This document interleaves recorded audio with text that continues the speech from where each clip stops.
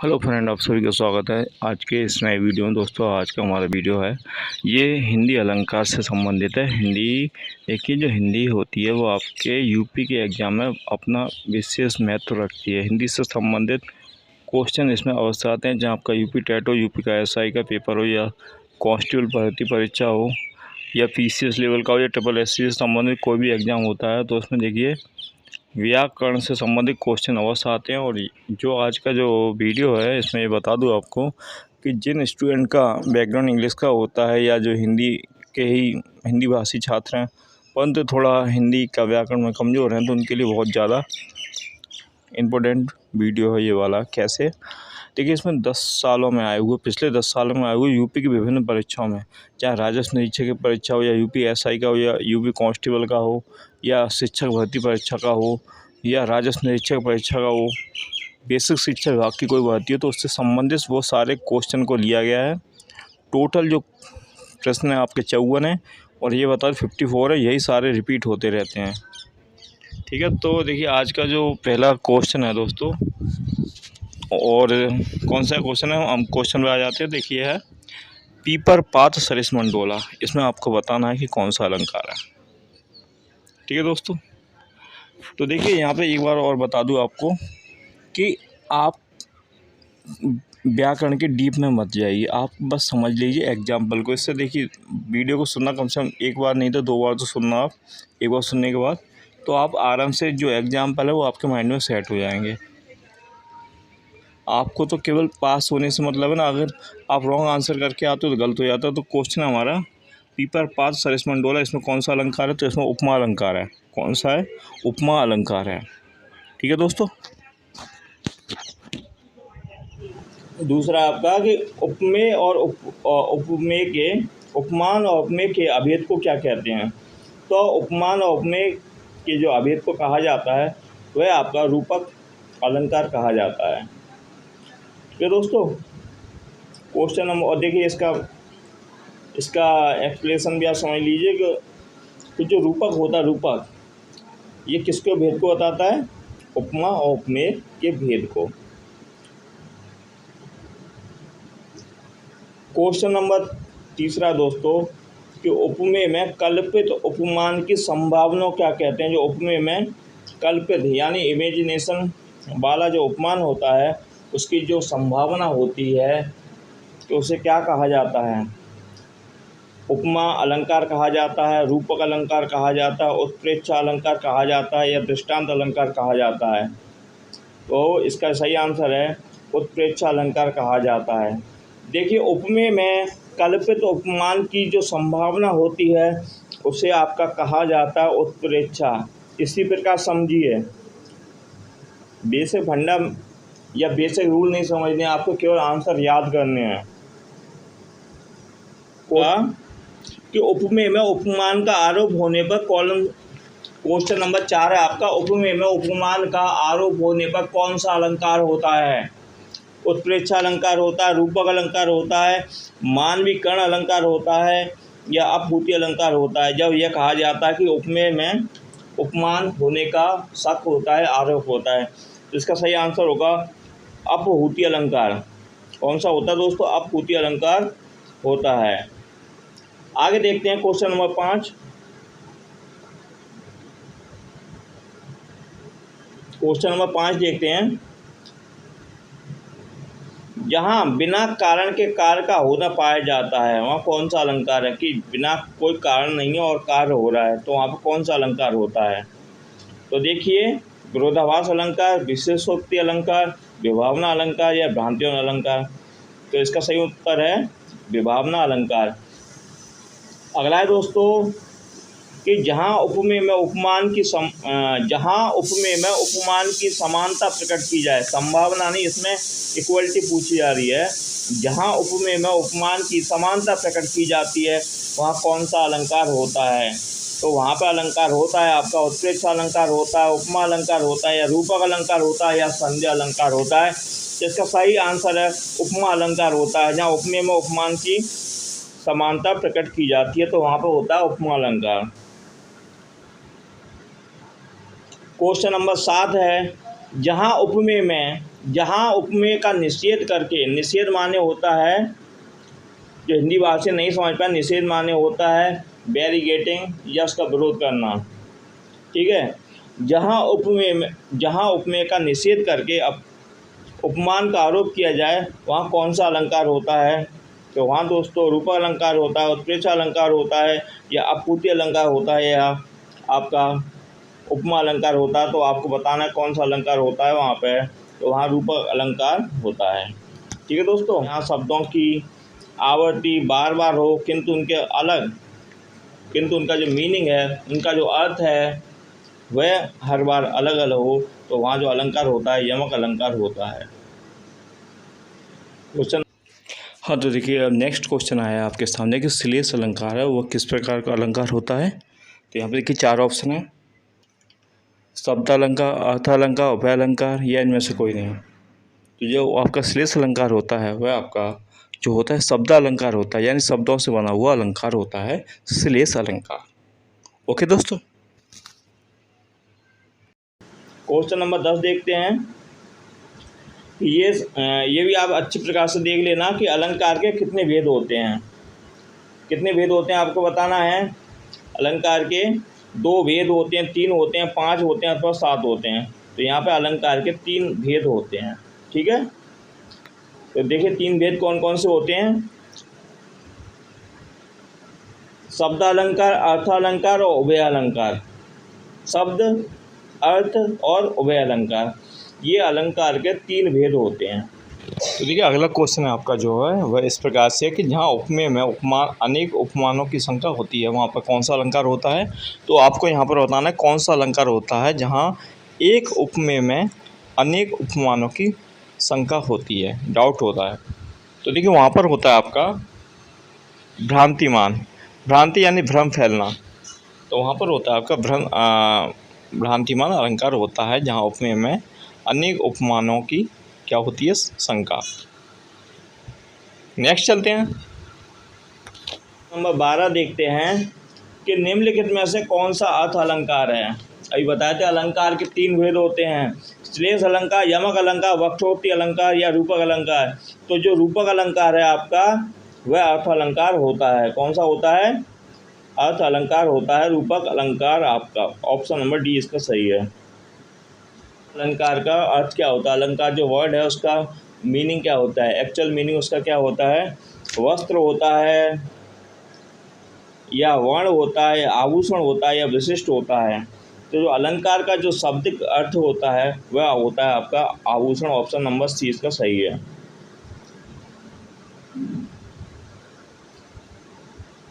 अब आया आपका कि शब्द अलंकार के कितने भेद होते हैं। जो शब्द अलंकार है उसके कितने भेद होते हैं? 3 होते हैं, 5 होते हैं, 6 होते हैं अथवा 7। तो आपको बताना है कि शब्द अलंकार के कितने भेद होते हैं।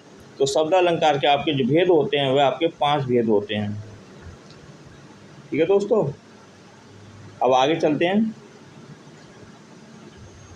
15 देखते हैं हम। मुदित महीपति मंदिर आवे, सेवक सचिव सुमंत बुलावे।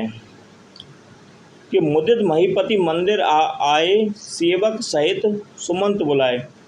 सुमंत माने होता है मंत्री, ठीक है। तो इसमें पूछा गया कि इन पंक्तियों में कौन सा अलंकार है। ज़्यादातर इन पंक्तियों का अलंकार ही आते हैं। तो इसमें उपमा अलंकार है, रूपक अलंकार है, अंतरास अलंकार है या यमक अलंकार है। तो कौन सा अलंकार है आपको बताना है। तो इसमें जो आपका अलंकार है वह है आपका अनुप्रास अलंकार। देखिए यहाँ पे कोई अलंकार के यहाँ पे आपको नियम नहीं पढ़ाए जा रहे हैं, केवल आपको वही क्वेश्चन दिए जा रहे हैं जो बार बार रिपीट होते हैं। केवल आपको मतलब है उसका डीपली नॉलेज ना लेके केवल यह जानना कि जो आते हैं क्वेश्चन उन्हीं से क्वेश्चन बनता है। तो क्यों इतना, अगर आपको याद नहीं हो पा रहा है तो क्यों उसमें आपने इतना समय बर्बाद किया जाए। अब देखिए क्वेश्चन नंबर 16 है आपका, 3 बेर खाती सोवे 3 बेर खाती। इस पंक्ति में कौन सा अलंकार है? देखिए 3 बेर खाती सोवे 3 बेर खाती, इसमें आपको अलंकार बताना है कौन सा है। तो इसमें यमक अलंकार है। कौन सा है? यमक अलंकार है आपका।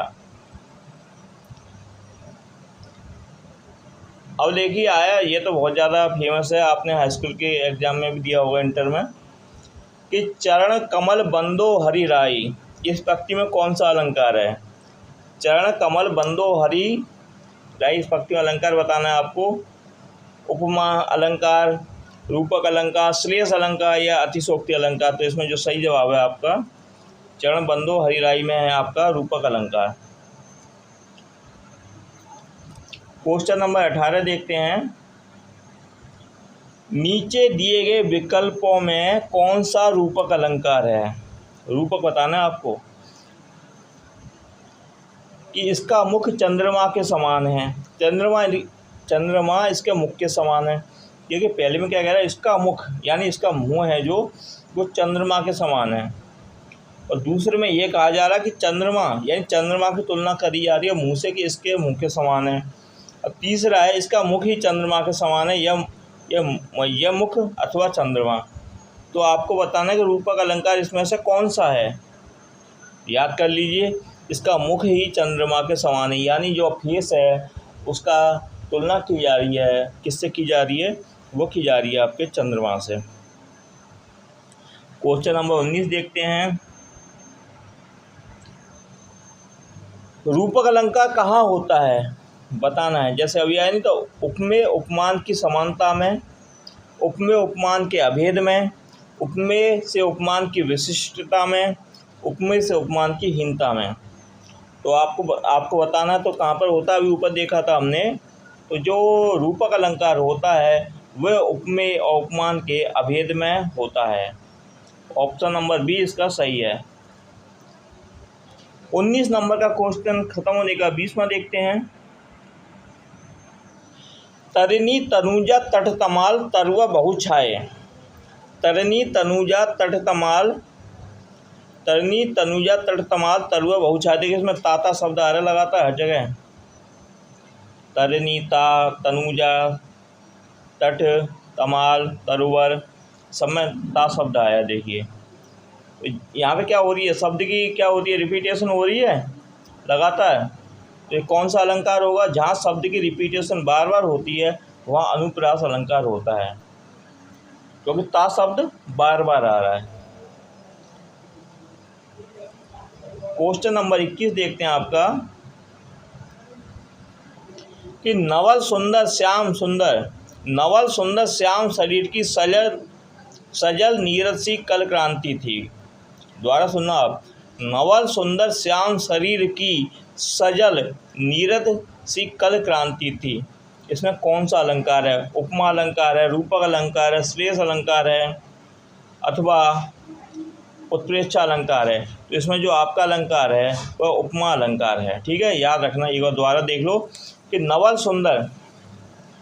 सुंदर श्याम शरीर की सजल नीरद सी क्रांति, इसमें आपका जो अलंकार बताया गया है वो आपका उपमा अलंकार है। उपमा की जा रही है, तुलना की जा रही है। उपमा को सीधे सीधे तुलना समझ के चलिए आप याद करिए। देखिए जब नंबर ऐसे मिल जाते हैं तो 10 सालों को रिपीट क्वेश्चन, इससे बढ़ के तो कोई आने वाला नहीं है एग्जाम में। यही क्वेश्चन आते हैं, क्योंकि बार बार बोर्ड कहाँ से नए क्वेश्चन लाएगा। तो यही यहाँ से उठा के वहाँ रख दिए, वहाँ से उठा के यहाँ रख दिए। अब देखिए क्वेश्चन नंबर 22 है आपका। शेष महेश गणेश दिनेश सुरे सहू जाहि निरंतर गावे। द्वारा सुनना, शेष महेश गणेश दिनेश सुरेश सहू जाहि निरंतर गावे, इस पंक्ति में कौन सा अलंकार है? रूपक अलंकार है, अनुप्रास अलंकार है, अतिशोक्ति अलंकार है, उत्प्रेक्षा अलंकार है। तो आपको बताना है जो इस पंक्ति में अलंकार है आपका वो क्या है? अनुप्रास अलंकार है। क्योंकि क्वेश्चन नंबर अगला देखते हैं आपका, क्वेश्चन नंबर 23 कि फूले कांच सकल माही छाई, फूले कांच सकल माही छाई जनु वर्षा ऋतु प्रकट बुढ़ाई। इसमें बताना है कौन सा अलंकार है? यमक अलंकार है, श्लेष अलंकार है, रूपक अलंकार है, या आपका उत्प्रेक्षा अलंकार है। तो आपको बताना है इसमें कौन सा अलंकार है। तो जी हाँ, इसमें है उत्प्रेक्षा अलंकार। फूले कांच सकल माही छाई जनु वर्षा ऋतु प्रकट बुढ़ाई, तो इसमें अलंकार है वो आपका उत्प्रेक्षा अलंकार है। क्वेश्चन नंबर 24 है आपका। ज्यों ज्यों बूढ़े श्याम रंग त्यों तो उज्ज्वल होए। यानी श्याम ज्यों ज्यों बूढ़े यानी बड़े होते जा रहे हैं, उनका रंग तो और निखरता जा रहा है। निखरता जा रहा है। तो इसमें बताना है कौन सा है विरोधाभास अलंकार, यमक अलंकार, उत्प्रेक्षा अलंकार या रूपक अलंकार। तो आपको बताना है विरोधाभास, क्योंकि जब आदमी बूढ़ा होता है, जैसे बूढ़ा होता है तो बूढ़े होने पर क्या हो रहा है, उसका जो क्रांति होती है, चेहरे की जो सुंदरता होती है, फ्रेशनेस होती है, वो डुल होती आती है, डाउन होती आ रही है। तो यहाँ पे तो उल्टा हो रहा है। क्या हो रहा है कि जब श्याम की उम्र बढ़ रही है, भगवान श्री कृष्ण की उम्र बढ़ रही है, तो वो और सुंदर होते जा रहे हैं।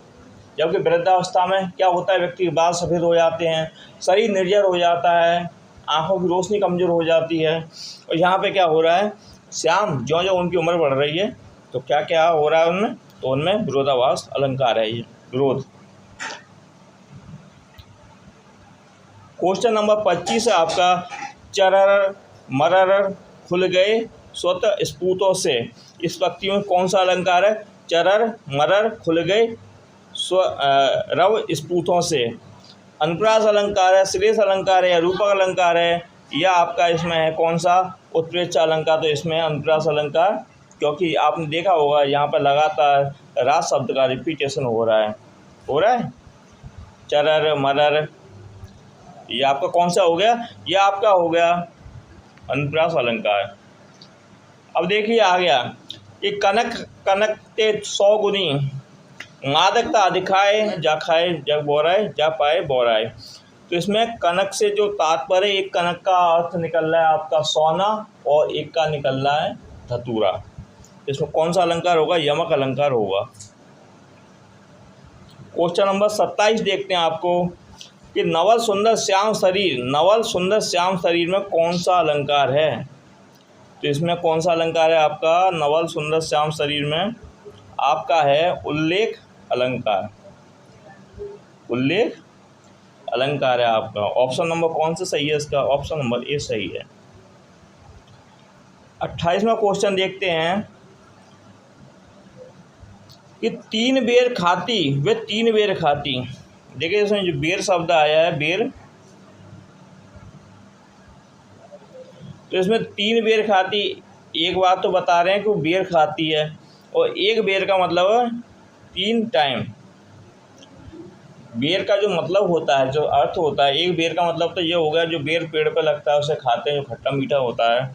और एक बेर का मतलब है उसकी बताई जा रही है कितने टाइम खा रही है वो। तो इसमें बताना है आपको कौन सा अलंकार है ये, तो यह आपका अलंकार है। क्योंकि इसमें जो जिस प्रकार की आपका था भी, कौन सा था आपका कि कनक कनक, कनक में एक का अर्थ सोना था, एक का धतूरा था, उसी प्रकार इसमें एक का अर्थ है बेर जो पेड़ पर लगता है, और दूसरा मतलब बेर यानी कि टाइम।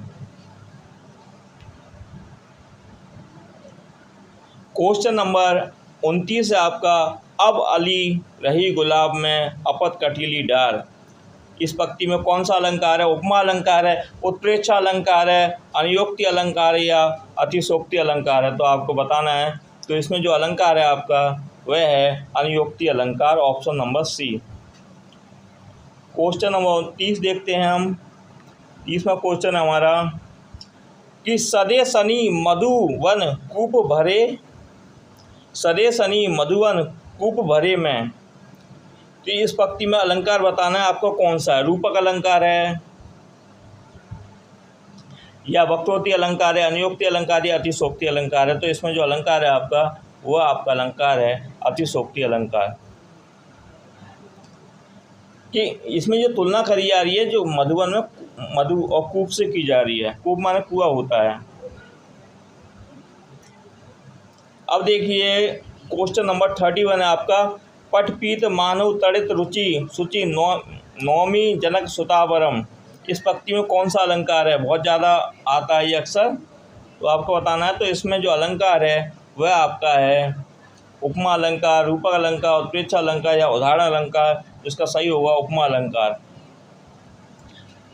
क्वेश्चन नंबर 32 देखते हैं,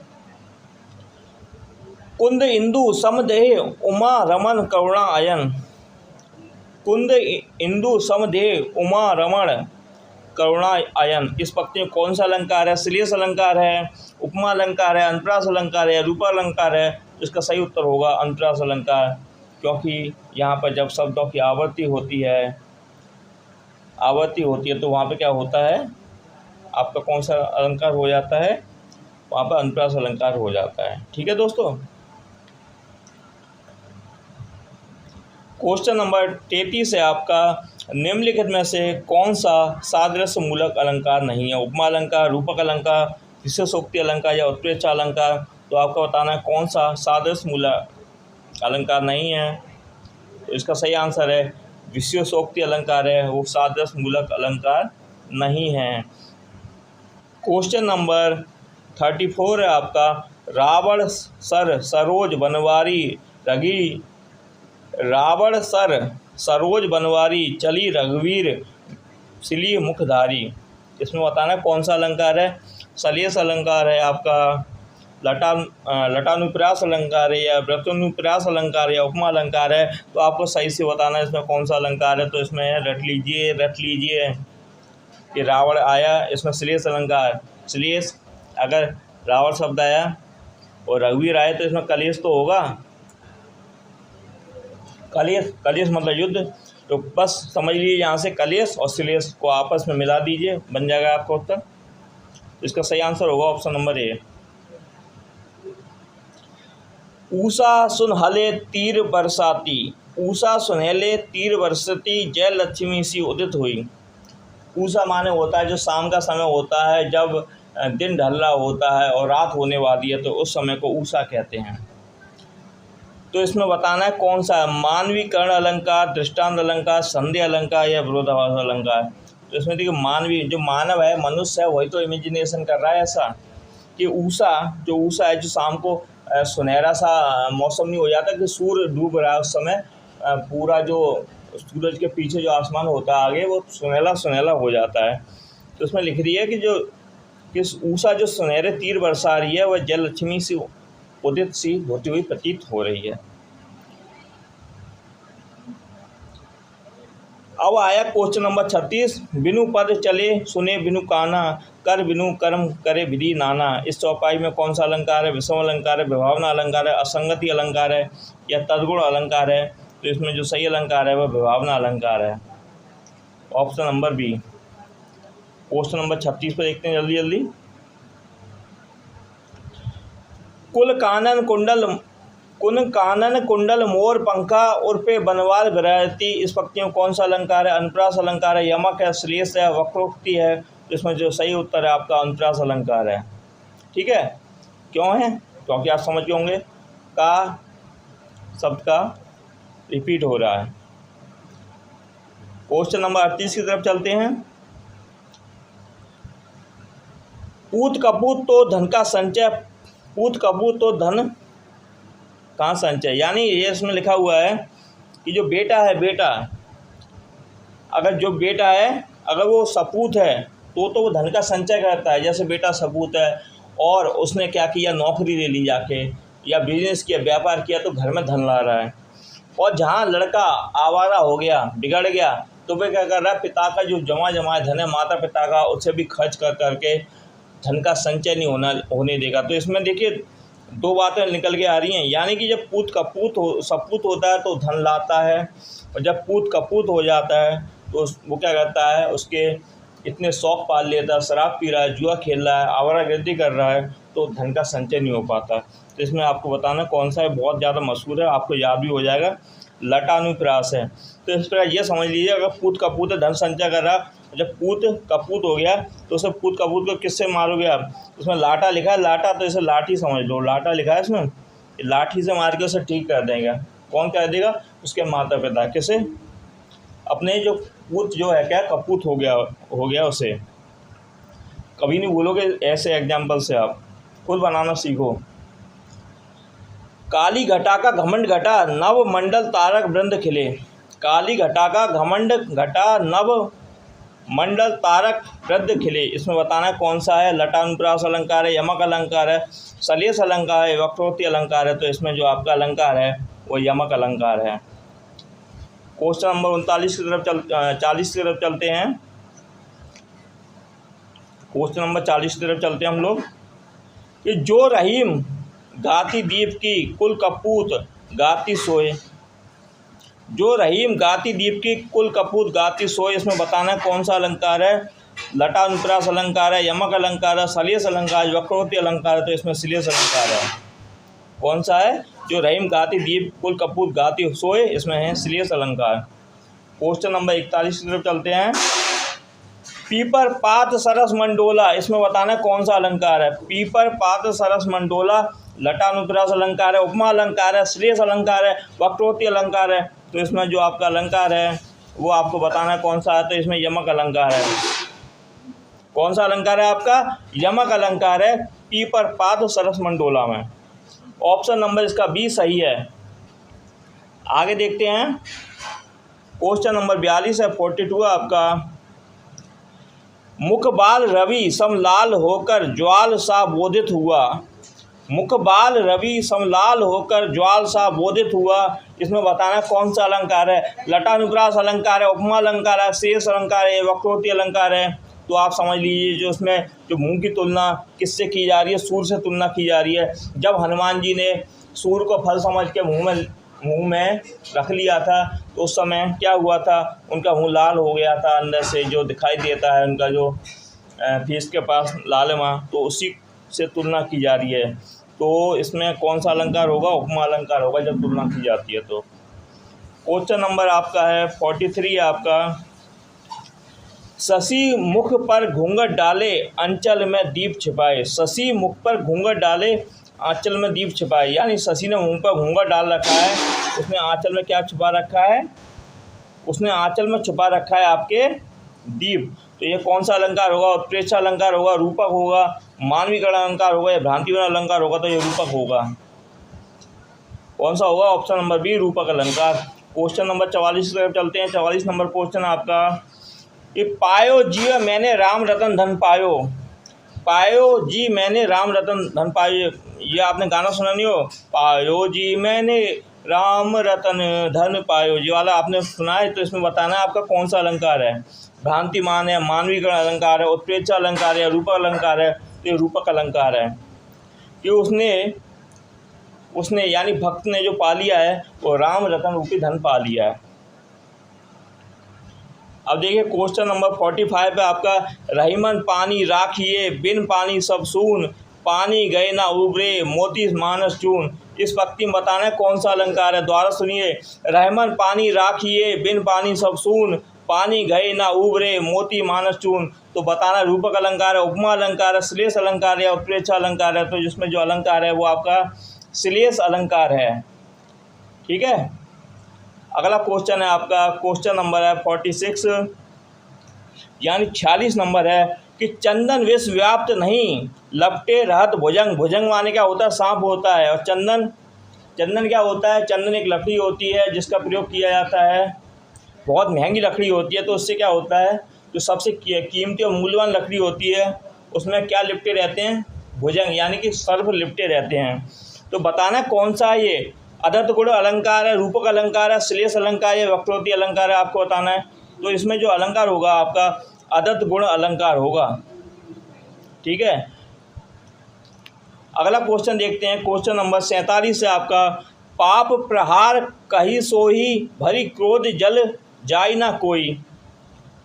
पाप प्रहार कही सोई भरी क्रोध जल जाय ना कोई से बार बार लाइनों को इसलिए आप रिपीट करते हो, और जब आप इसे सुन रहे हो तब भी आप रिपीट करना वीडियो को, तो इससे क्या है कि लाइन माइंड में सेट हो जाती है। तो इसमें क्या है कि इसका आपको बताना कौन सा श्रुतोनुप्रास अलंकार, रूपक अलंकार, श्लेष अलंकार या भ्रांति अलंकार, आपको बताना कौन सा इसमें अलंकार होगा। तो इसमें होगा श्रुतोनुप्रास अलंकार। कौन सा होगा? श्रुतोनुप्रास अलंकार होगा। क्वेश्चन नंबर 48 देखते हैं आपका। मन सागर मनसा लहरी बूढ़े भये अनेक। मन सागर मनसा लहरी बूढ़े भये अनेक, इस पंक्ति में आपको अलंकार बताना है कौन सा। अदत्त गुण अलंकार है, रूपक अलंकार है, श्लेष अलंकार है, वक्रोक्ति अलंकार है। तो आपको बताना कौन सा अलंकार है। तो इसमें देखिए रूपक अलंकार होगा। कौन सा होगा? रूपक अलंकार होगा। वो क्वेश्चन नंबर 49 की तरफ चलते हैं। मैया मैं तो चंद खिलौना ले हूँ, जो सूरदास जी ने जो लिखा है उससे पंक्ति ली गई है। कौन सा? आपने गाना सुना होगा, मैया मैं तो चंद्र खिलौना ले हूँ। तो इस पंक्ति में बताना कौन सा अलंकार होगा। अदद गुण अलंकार होगा, रूपक अलंकार होगा, श्लेष अलंकार होगा या वक्रोक्ति अलंकार होगा। तो बताइए कौन सा अलंकार होगा। तो इसमें रूपक अलंकार होगा कि जो बच्चा है वो क्या मांग रहा है, वो चंद्रमा को खिलौना समझ रहा है और उसकी जिद किससे कर रहा है, अपनी माँ से कर रहा है। ठीक है, माँ से जिद कर रहा है। अब देखिए क्वेश्चन नंबर 50 है आपका, चरण कमल बंदो रघुराई। चरण कमल बंदो रघुराई इस पंक्ति में कौन सा अलंकार है आपको बताना है। श्लेष अलंकार है, रूपक अलंकार या अदद गुण अलंकार है या भांतिवन अलंकार है। तो इसमें जो अलंकार है आपका वह है आपका ऑप्शन नंबर ए ही है, श्लेष अलंकार। चरण कमल बंदो रघुराई इसमें है श्लेष अलंकार। अब देखिए आगे चलते हैं, क्वेश्चन नंबर आपका 51 है यानी कि 51 है। वही मनुष्य है जो मनुष्य के लिए मरे, वही मनुष्य है जो मनुष्य के लिए मरे। तो कौन सा होगा ये, इसमें कौन सा शब्द रिपीट हो रहा है, मनुष्य रिपीट हो रहा है, अनुप्रास होगा, यमक होगा, श्लेष होगा या रूपक अलंकार होगा। तो अनुप्रास होगा, यानी मनुष्य शब्द की 2 बार रिपीटेशन हो रही है ना। देखिए यहाँ से यहाँ तक, तो जिस शब्द में भी रिपीटेशन हो रही है वो अनुप्रास अलंकार होता है, गांठ बांध लीजिए अच्छे प्रकार से। और वैसे आपको कहीं नहीं जाना, यही वाले आने वाले हैं, कोई बाहर से तो आ नहीं रहे हैं आपको। अब देखिए क्वेश्चन नंबर 52 है आपका, खिली हुई हवा आई फिरकी सी आई चली गई। इसमें बताना कौन सा अलंकार है, उत्प्रेक्षा अलंकार है, उपमा अलंकार है, अनुप्रास अलंकार है या आपके संभावना अलंकार है। तो इसमें जो उपमा अलंकार है, जो हवा है, हवा उसकी जो तुलना की जा रही है, उपमा की जा रही है, तो वो किससे की जा रही है, वो फिरकी से की जा रही है। सॉरी। क्वेश्चन नंबर आपका 53 है, पापी मनुज भी आज मुख से राम नाम निकालते हैं। जो पापी मनुष्य हैं वह आज मुख से क्या नाम निकाल रहे हैं, राम का नाम निकाल रहे हैं। तो कौन सा होगा ये विरोधाभास अलंकार ही तो होगा ये, या दृष्टांत अलंकार होगा, या कौन सा होगा। तो ये होगा आपका दृष्टांत अलंकार। जो पापी मनुष्य है जब पाप करता है, जब परेशान हो जाता है तो वह भी अच्छी बात है बोलने लगता है। ठीक है, तो ये कौन सा आपका अलंकार होगा, ये आपका होगा दृष्टांत अलंकार। अब देखिए आखिरी क्वेश्चन है आज का, कि चारू चंद्र की चंचल किरणें खेल रही हैं जल थल में। चारू चंद्र की चंचल किरणें खेल रही हैं जल थल में, इस काव्य में कौन सा अलंकार है आपको बताना है। यमक अलंकार, उपमा अलंकार अथवा अनुप्रास अलंकार या रूपक अलंकार। तो इसमें कौन सा अलंकार होगा, तो इसमें होगा अनुप्रास अलंकार। क्यों होगा, क्योंकि चारू चंद्र की चा चा चा 3 बार आ रहा है, ये 4 शब्द की रिपीटेशन हो रही है। तो कौन सा होगा, ये अनुप्रास अलंकार होगा। तो देखिए आज का वीडियो यहीं पर समाप्त होता है।